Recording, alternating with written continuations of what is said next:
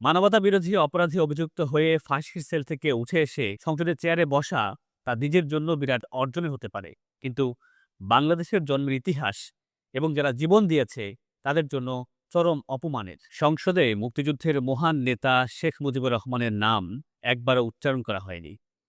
এমনকি যার নেতৃত্বে যুদ্ধ হয়েছে সেই তাজউদ্দিন আহমদ কিংবা জাতীয় চার নেতার নামও উচ্চারণ করা হয়নি একবারও। তবে মুক্তিযুদ্ধের শহীদদের স্মরণ করা হয়েছে, আর জিয়াউর রহমানের নাম বেশ কয়েকবার শ্রদ্ধার সঙ্গে উচ্চারণ করা হয়েছে। অর্থাৎ সেই আওয়ামী লীগের মতোই ইতিহাসের বড় একটি অংশ ঢেকে দিয়ে অন্য অংশটি তুলে ধরা হচ্ছে। সেই রাজা যায় রাজা আসে, কিন্তু নিয়ম পাল্টায় না, বরং একই পুনরাবৃত্তি। আমরা দেখেছি যার নেতৃত্বে বিএনপি আজকের এই অবস্থানে এসেছে, যার আদর্শ মেনে তারা আজকে রাজনীতি করছে, সেই বেগম খালেদা জিয়াও ২০১৩ সালে সংসদে দাঁড়িয়ে বঙ্গবন্ধুর প্রতি শ্রদ্ধা জ্ঞাপন করেছেন। মরহুম শেখ মুজিবুর রহমান সহ জাতীয় নেতৃবৃন্দের প্রতি শ্রদ্ধা নিবেদন করছি। বলেছেন, আমরা কাউকে খাটো করে দেখতে চাই না, সবাইকে তার প্রাপ্য সম্মান দিতে চাই।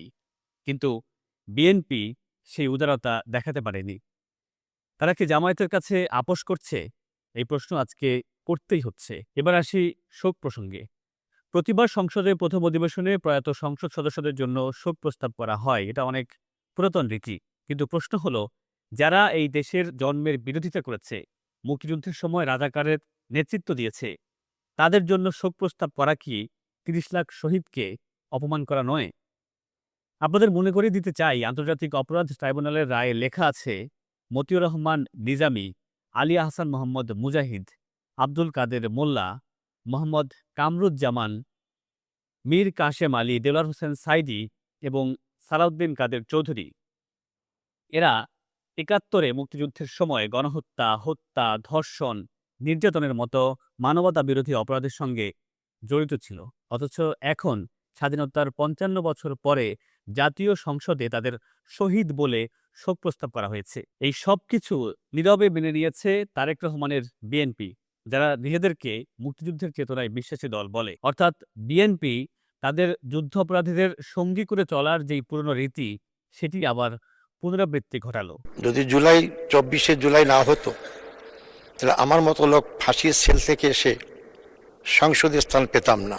জুলাই না হলে ফাঁসির সেল থেকে সংসদে আসতে পারতাম না, এই কথা সংসদে দাঁড়িয়ে বলেছেন জামায়াত নেতা এটিএম আজহারুল ইসলাম। মানবতা বিরোধী অপরাধী অভিযুক্ত হয়ে ফাঁসির সেল থেকে উঠে এসে সংসদের চেয়ারে বসা তা নিজের জন্য বিরাট অর্জনের হতে পারে, কিন্তু বাংলাদেশের জন্মের ইতিহাস এবং যারা জীবন দিয়েছে তাদের জন্য চরম অপমানের।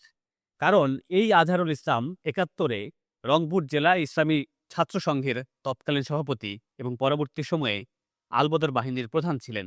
তার নেতৃত্বেই ৭১-এ রংপুরে গণহত্যা করেছে আলবদর বাহিনী। শুধু তাই নয়, কিছুদিন আগে জেল থেকে মুক্তি পেয়ে তিনি বলেছেন, ২৪-এর পর ৭১-এর আর কোনো প্রয়োজন আছে বলে আমি মনে করি না। যারা ৭১ নিয়ে মায়াকান্না করে তারা বাংলাদেশের বিরোধী। ২৪-এর পর ৭১-এর কোনো প্রয়োজন আছে বলে আমি মনে করি না। একজন সংসদ সদস্য হিসেবে তার কাছ থেকে এসব কথা শোনার পর এই সংসদে কোন ইতিহাসকে প্রতিনিধিত্ব করা হচ্ছে, এই প্রশ্ন উঠছে। একদিকে মুক্তিযুদ্ধের শহীদদের স্মরণ করা হচ্ছে, অন্যদিকে সেই যুদ্ধে যারা বিরোধিতা করেছিল তাদেরকে সংসদে আসন দিচ্ছে। ইতিহাসের এই দ্বন্দ্ব বাংলাদেশের রাজনীতির পুরনো এক সংকটকে আবারও সামনে নিয়ে আসছে। সেটি হলো, মুক্তিযুদ্ধ কি রাষ্ট্রের মৌলিক ভিত্তি হয়ে থাকবে, নাকি তা দর কষাকষি, অর্থাৎ ধীরে ধীরে রাজনৈতিক দর কষাকষির বিষয় হয়ে যাবে।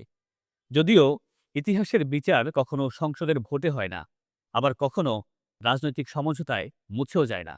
তারপরও এটিএম আজহারুল ইসলাম যখন সংসদে বসে হাসেন, তখন সত্যি মনে হয়, আমরা কি এই বাংলাদেশ চেয়েছিলাম?